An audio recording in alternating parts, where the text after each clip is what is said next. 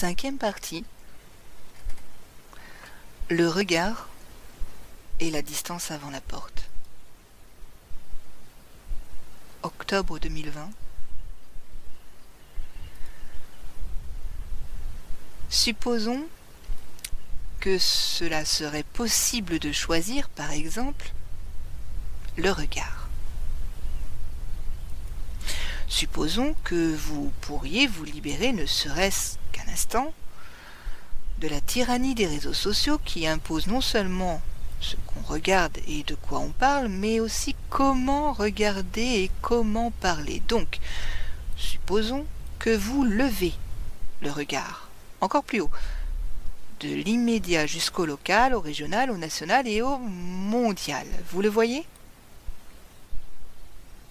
Effectivement, un chaos, de la confusion, du désordre. Donc, supposons que vous êtes un être humain. Bon, que vous n'êtes pas une application digitale qui rapidement regarde, classe, hiérarchie, juge et sanctionne. Donc, vous choisissez quoi regarder et comment le regarder. Ça pourrait être une supposition que regarder et juger ne serait pas la même chose. C'est-à-dire que vous ne faites pas que choisir, mais que vous pouvez décider aussi. Changer la question de « ça c'est bien ou mal » à « ça c'est quoi ?» Bien sûr, la première question nous emmène à un débat savoureux, mais y a-t-il encore des débats? Et de là au « ça, ce n'est pas bien ou mal, ou parce que c'est moi qui le dis », ou peut-être il y aurait débat sur ce qu'est le bien et le mal, et à partir de là, des arguments et des citations en note de bas de page. Bien sûr, vous avez raison, c'est bien mieux que de recourir à des likes, à des pouces bleus, mais je vous avais proposé de changer de point de départ, de choisir l'objectif de votre regard. Par exemple, vous décidez de regarder les musulmans. Vous pouvez décider, par exemple, entre celles qui ont perpétré l'attentat de Charlie Hebdo ou entre celles qui marchent aujourd'hui sur les routes de France pour réclamer, exiger, imposer leurs droits. Vu que vous êtes arrivé à ces lignes, il est très probable que vous optiez pour les sans-papiers. Bien sûr, vous vous sentez aussi dans l'obligation de déclarer que Macron est un imbécile.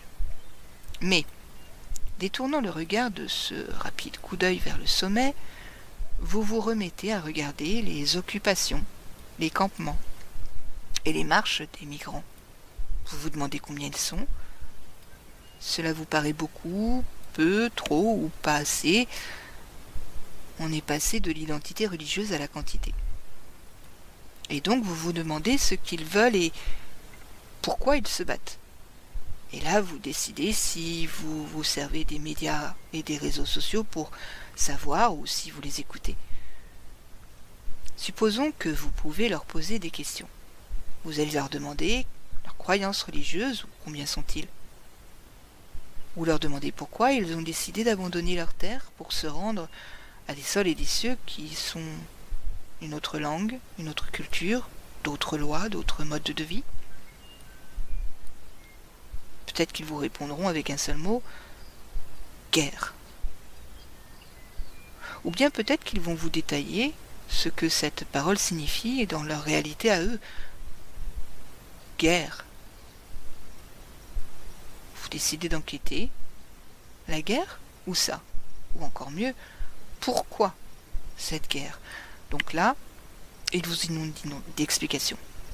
Les croyances religieuses, les guerres territoriales, le pillage des ressources naturelles ou simplement, au plein sens du terme, une stupidité.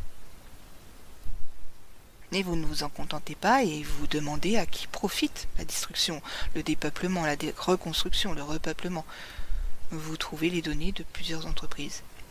Vous faites des recherches sur ces entreprises et découvrez qu'elles sont présentes dans différents pays qu'elle ne fabrique pas seulement des armes, mais aussi des voitures, des fusées interstellaires, des micro-ondes, des services de messagerie postale, des banques, des réseaux sociaux, des contenus médiatiques, des vêtements, des téléphones portables, des ordinateurs, des chaussures, des aliments bio ou pas, des entreprises de navigation, de vente en ligne, des trains, des chefs de gouvernement et des cabinets et des centres de recherche scientifiques ou pas, et des chaînes d'hôtels et de restaurants, des fast-foods, des téléphones, des lignes aéronautiques et des centrales thermoélectriques et évidemment des fondations d'aide humanitaire.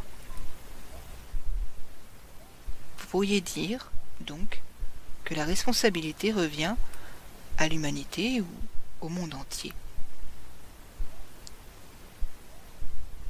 Mais vous vous demandez si le monde ou l'humanité ne sont pas responsables du même coup aussi de cette marche, de cette occupation, de ce campement de migrants et de cette résistance. Vous en arrivez à la conclusion qu'il est possible, probable, peut-être que le responsable, c'est un système tout entier. Un système qui produit et reproduit la douleur qu'il inflige à ceux qui la reçoivent. Maintenant, retournez votre regard vers la marche qui parcourt les routes de France. Supposons qu'ils ne sont pas beaucoup, très peu, que c'est juste une femme qui porte son pitchounet. C'est important. Là, sa croyance religieuse, sa langue, ses habits, sa culture, son mode de vie, c'est important pour vous si c'est juste une femme qui porte son pitchounet dans ses bras? Maintenant, oubliez cette femme un moment et concentrez votre regard seulement sur le bébé. C'est important de savoir si c'est un garçon, une fille ou un autre genre, la couleur de sa peau. Peut-être découvrirez-vous maintenant ce qui importe, c'est sa vie. Maintenant, allez plus loin. Après tout, vous êtes déjà arrivé jusqu'à ces lignes, alors donc quelques-unes de plus ne vous feront pas de mal, ok, pas trop de mal. Supposons que cette femme qui vous parle et que vous ayez le privilège de comprendre ce qu'elle vous dit.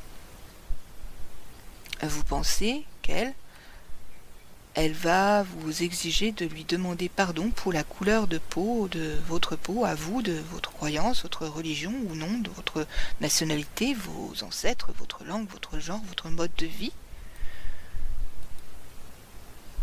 Allez-vous vous dépêcher de lui demander pardon d'être qui vous êtes?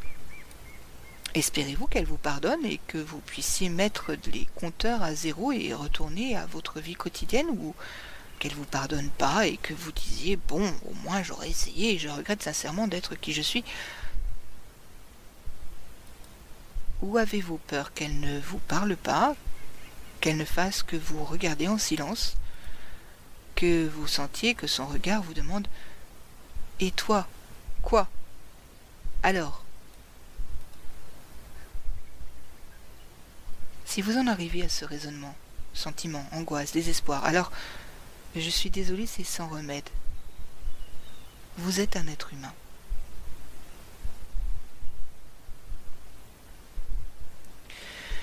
Une fois prouvé ainsi que vous n'êtes pas un bot, un robot, répétez l'exercice sur l'île de Lesbos, au rocher de Gibraltar, sur le canal de la Manche, à Naples, sur le fleuve de Suchiate, sur le Rio Bravo. Maintenant, déplacez votre regard et cherchez la Palestine, Kurdistan, l'Escadie et le Walmapu. Oui, je sais, ça donne un peu le tournis. Et ce n'est pas tout. Dans ces lieux, il y a celles, nombreuses ou pas, ou trop, ou suffisamment, qui luttent aussi pour la vie. Mais en fait, il se trouve qu'elles conçoivent la vie inséparablement liée à leur terre, leur langue, leur culture, leur mode de vie. À ce que le Congrès national indigène nous a appris à appeler territoire. Et qui n'est pas seulement un lopin de terre. Vous n'avez pas envie que ces personnes vous racontent leur histoire, leur lutte, leurs rêves? Oui, je sais, ce serait peut-être un peu mieux pour vous que de vous en remettre à Wikipédia, mais ça, ne vous tente pas de les écouter directement et d'essayer de les comprendre. Retournez maintenant à ce truc qu'il y a entre le Rio Bravo et le fleuve Suchiate. Rapprochez-vous de ce lieu appelé Morelos. Un nouveau zoom de votre regard sur la commune de Temuac. Focalisez maintenant le regard sur la communauté d'Amilcingo. Vous voyez cette maison? C'est la maison d'un homme qui, de son vivant, portait le nom de Samir Flores Soberanes. Là, face à cette porte, il a été assassiné. Son crime? S'opposer à un méga-projet qui représente la mort pour la vie des communautés auxquelles il appartient. Non, je ne me suis pas trompée, hein. En écrivant, Samir a été assassiné non pas parce qu'il défendait sa vie individuelle, mais celle de ses communautés. Plus encore, Samir a été assassiné parce qu'il défendait la vie des générations qui ne sont même pas encore nées. Parce que pour Samir, pour ses compañeras et compañeros, pour les peuples originaires regroupés dans le CNI, dans le Conseil national indigène, et pour nous, les zapatistes, la vie de la communauté n'a pas lieu que dans le présent. Il s'agit, et surtout, de ce qui viendra. La vie de la communauté se construit aujourd'hui, mais pour demain. La vie dans la communauté est quelque chose qui s'hérite, donc. Vous croyez que le compte est bon si les assassins intellectuels et matériels demandent pardon? Vous pensez que pour sa famille, son organisation, le CNI, nous, il serait suffisant que les criminels demandent pardon, que nous nous en sentions quittes? Excusez-moi, c'est moi qui l'ai montré du doigt pour que les hommes demain l'exécutent. J'ai toujours été un mouchard, une langue de vipère, je vais voir si je me corrige ou pas. Je vous ai déjà demandé pardon, maintenant abandonnez le piquet de lutte et on va terminer la centrale thermoélectrique parce que sinon on va perdre beaucoup d'argent. Vous croyez que c'est ce qu'ils attendent? Que c'est ce que nous attendons? Que c'est pour cela qu'ils luttent ou que nous luttons? Pour qu'ils demandent pardon? Qu'ils déclarent « Excusez-nous, oui, nous avons assassiné Samir et au passage, avec ce projet, nous assassinons votre communauté, c'est bon, pardonnez-nous. Et si vous ne nous pardonnez pas, eh ben, on s'en fiche, il faut le finir, le projet. » Et il se trouve que ceux qui demanderaient pardon pour la centrale thermoélectrique sont les mêmes qui sont impliqués dans le mal nommé Tren Maya. Les mêmes pour le couloir transsismique, les mêmes pour les barrages, les mines à ciel ouvert et les centrales électriques, les mêmes qui ferment les frontières pour empêcher la migration provoquée par les guerres qu'eux-mêmes nourrissent, les mêmes qui pourchassent les Mapuches, les mêmes qui massacrent les Kurdes, les mêmes qui détruisent la Palestine, les mêmes qui tirent sur les Afro-Américains, les mêmes qui exploitent, direct ou indirectement, les travailleurs un peu partout sur la planète, les mêmes qui cultivent et vénèrent la violence de genre, les mêmes qui vouent l'enfance à la prostitution, les mêmes qui vous espionnent pour connaître vos goûts ou vous vendre ceci ou cela. Si rien n'est à votre goût, eh ben on fera en sorte que cela vous plaise quand même. Les mêmes qui détruisent la nature, les mêmes qui veulent vous faire croire, à vous, aux autres, à nous, que la responsabilité de ce crime mondial en marche est la faute des nations, de croyances religieuses, de résistance aux projets, de conservateurs, de langue, d'histoire, de mode de vie. Que tout se résume à un individu ou une individu, ne pas oublier la parité de genre.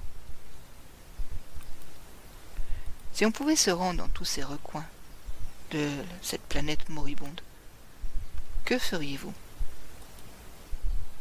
Bon, nous ne savons pas. Mais nous,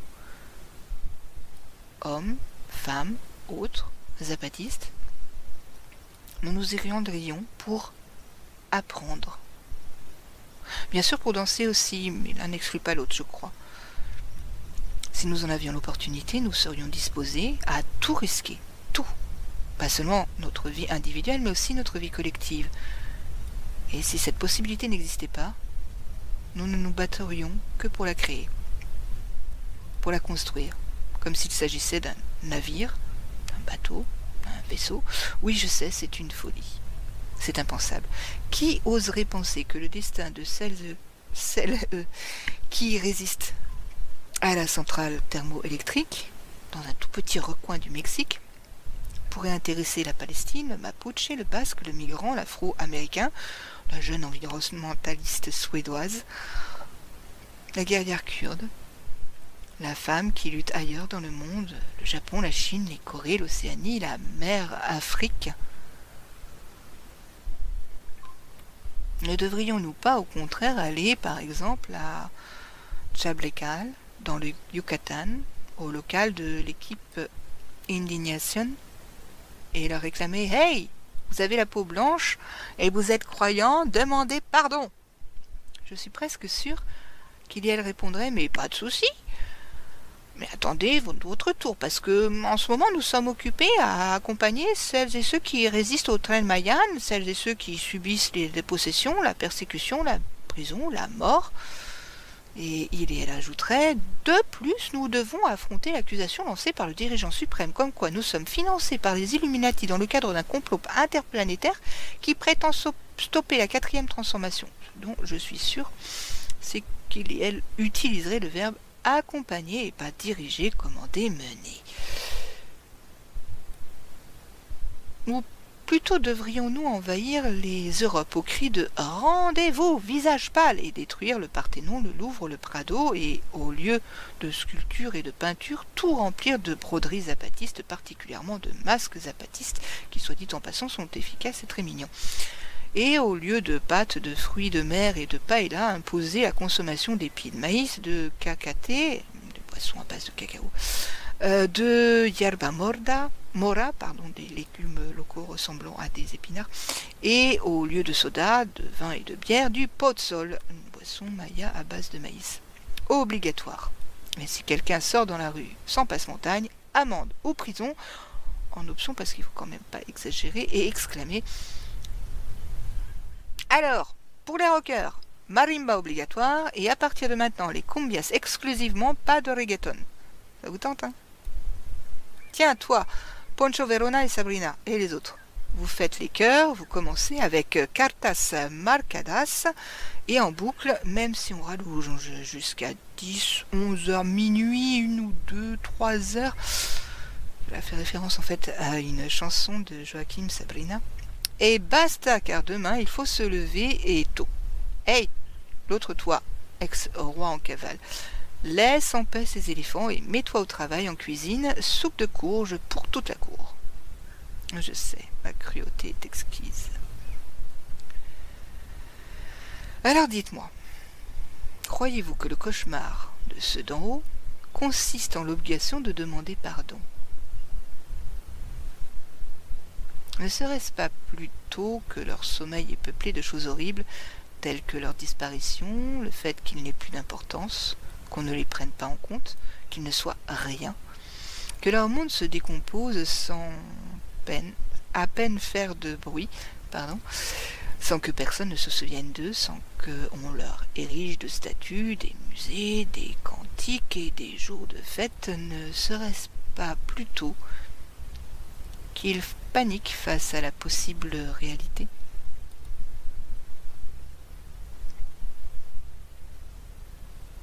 Ce fut l'une des rares fois où le feu Soup Marcos n'avait pas recouru à une métaphore cinéphile pour expliquer quelque chose, parce que vous n'êtes pas censé le savoir, ni moi vous le raconter, mais le défunt pouvait relier chacune des étapes de sa courte vie à un film particulier, ou accompagner une explication sur la situation nationale ou internationale d'un « comme dans tel film ».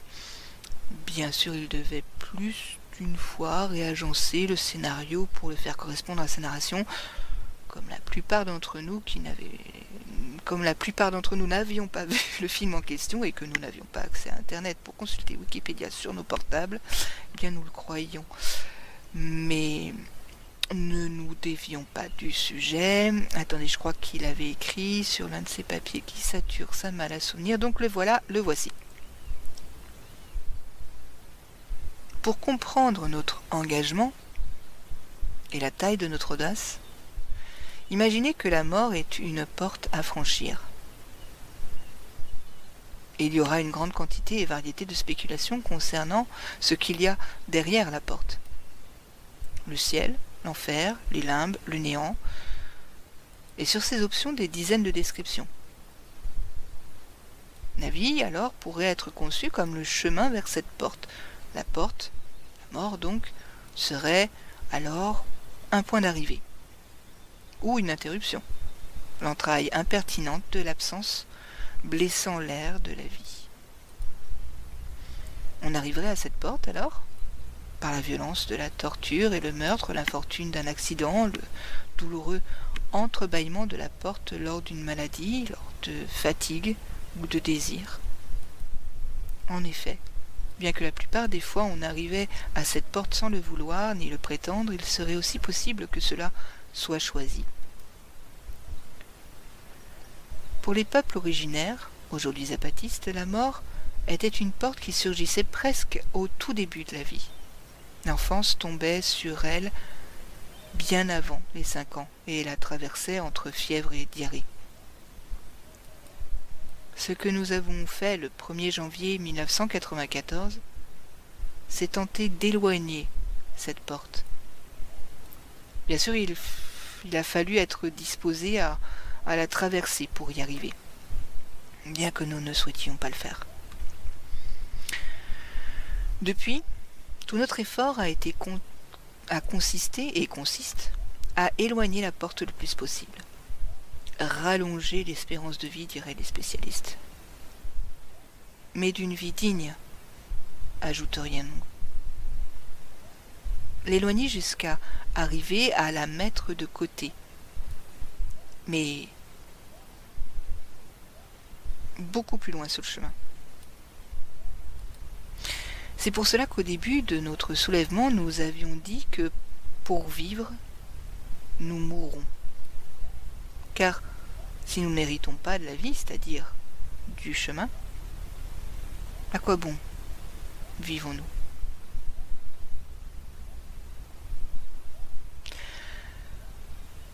Hériter de la vie. C'est précisément ce qui inquiétait Samir Flores Soberanes. Et c'est ce qui peut résumer la lutte du front de peuple en défense de l'eau et de la terre de Morelos, Puebla et Tlaxcala, dans sa résistance et sa rébellion contre la centrale thermoélectrique et le soi-disant projet intégral Morelos. À leur demande de stopper et faire disparaître un projet mortifère, le mauvais gouvernement répond en argumentant que beaucoup d'argent serait perdu. Là-bas, dans l'état de Morelos, se résume la confrontation en cours dans le monde entier, argent versus vie.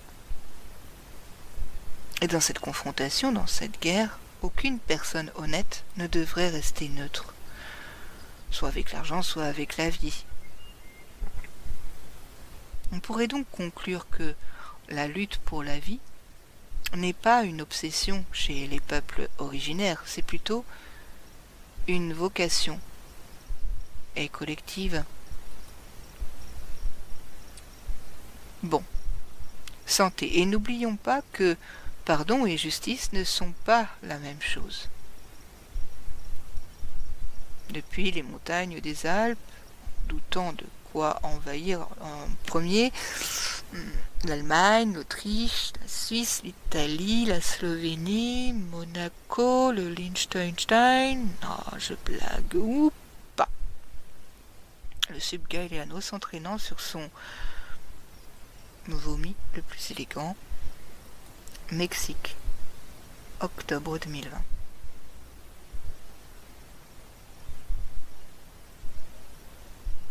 Du carnet de notes du chat-chien, une montagne en haute mer, partie 1, le radeau.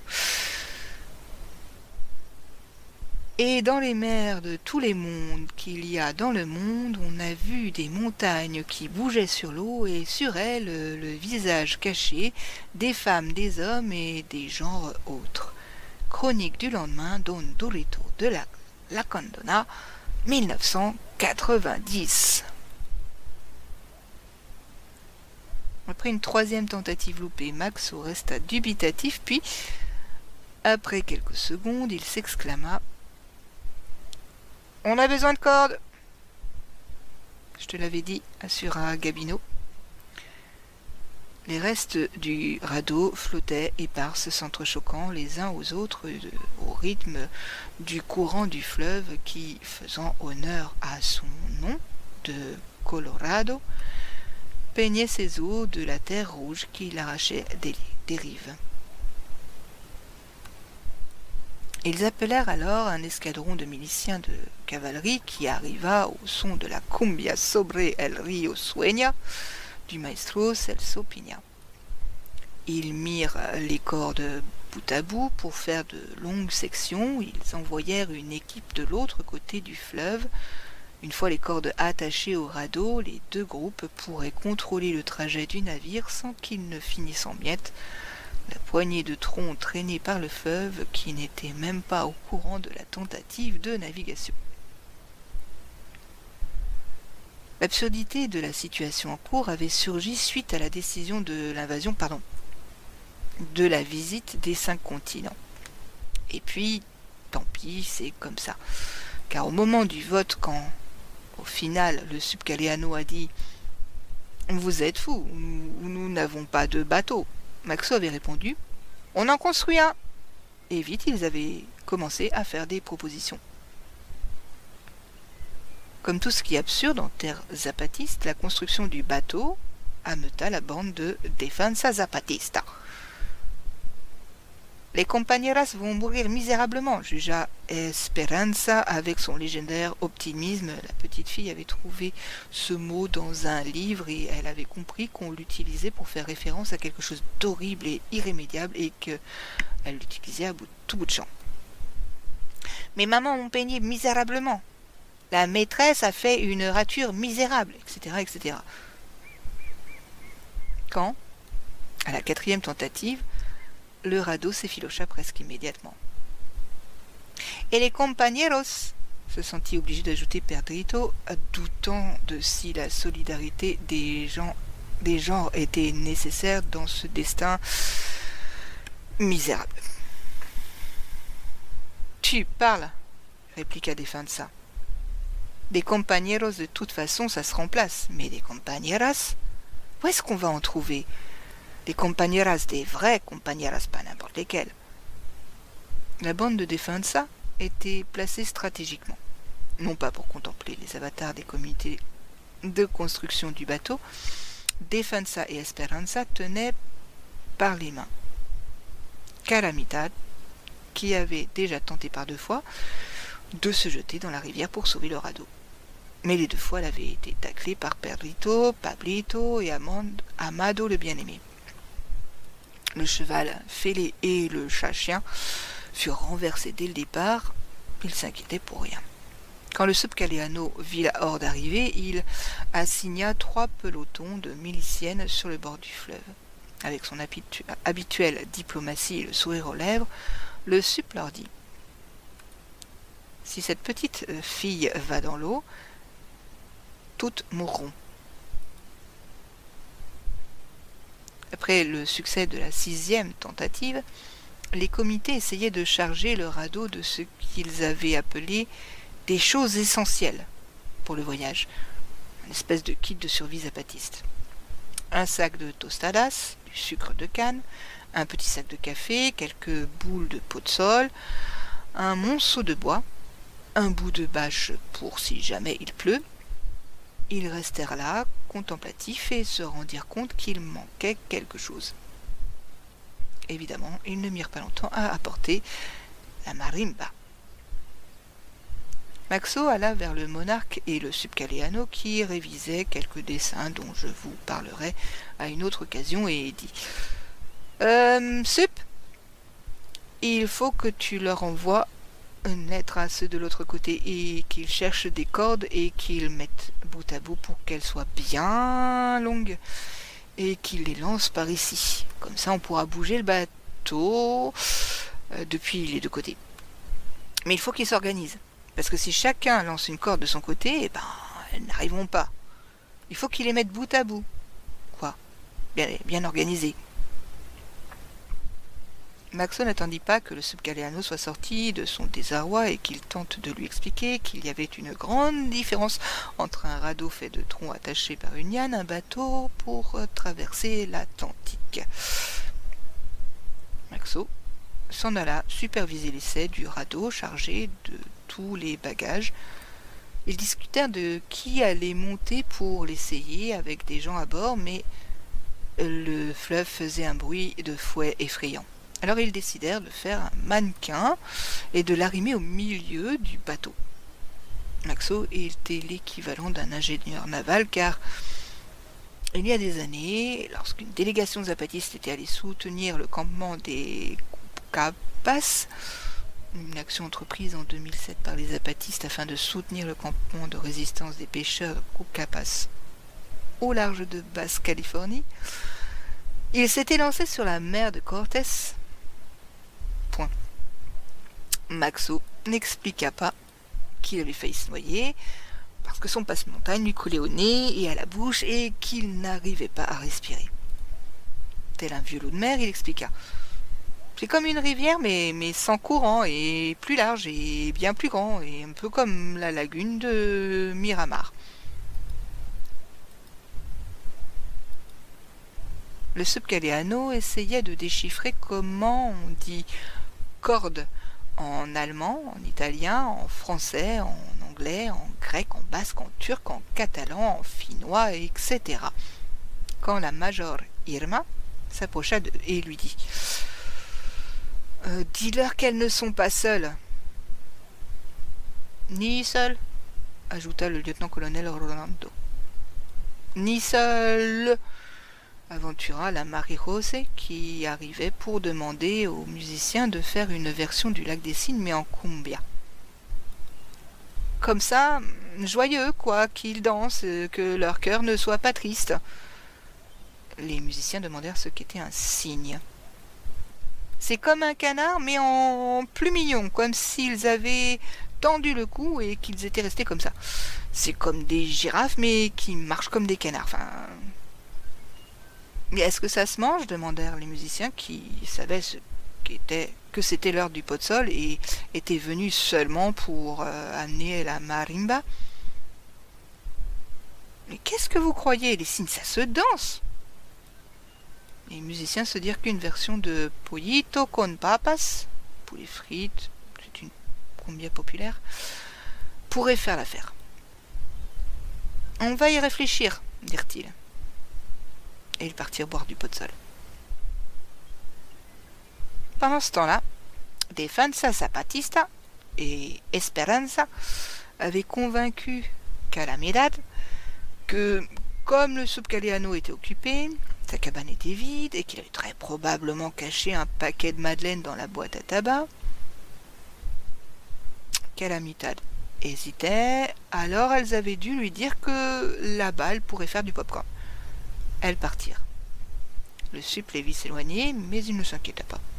Il leur était impossible de trouver la cachette des madeleines, cachée sous des sacs de tabac moisis, et se retournant vers le monarque, et lui montrant quelques schémas, il demanda « Tu es sûr qu'il ne coulera pas?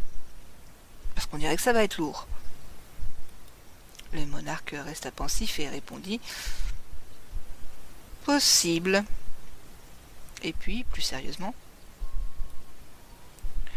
eh ben qu'ils emportent des vessies, comme ça ils flotteront.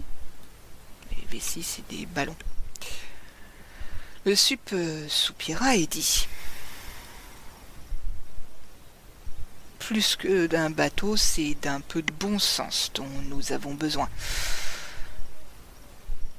Et de plus de cordes, ajouta le Supmoy, qui arrivait juste au moment où le radeau plein à ras-bord était en train de couler.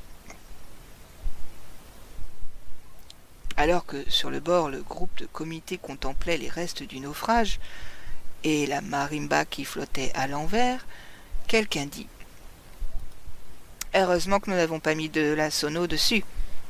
Ça coûterait plus cher. » Et tout le monde applaudit lorsque la poupée de chiffon remonta à la surface. Quelqu'un, avec clairvoyance, lui avait mis 2 vessies gonflées sous les bras. J'en témoigne. Mais ouf.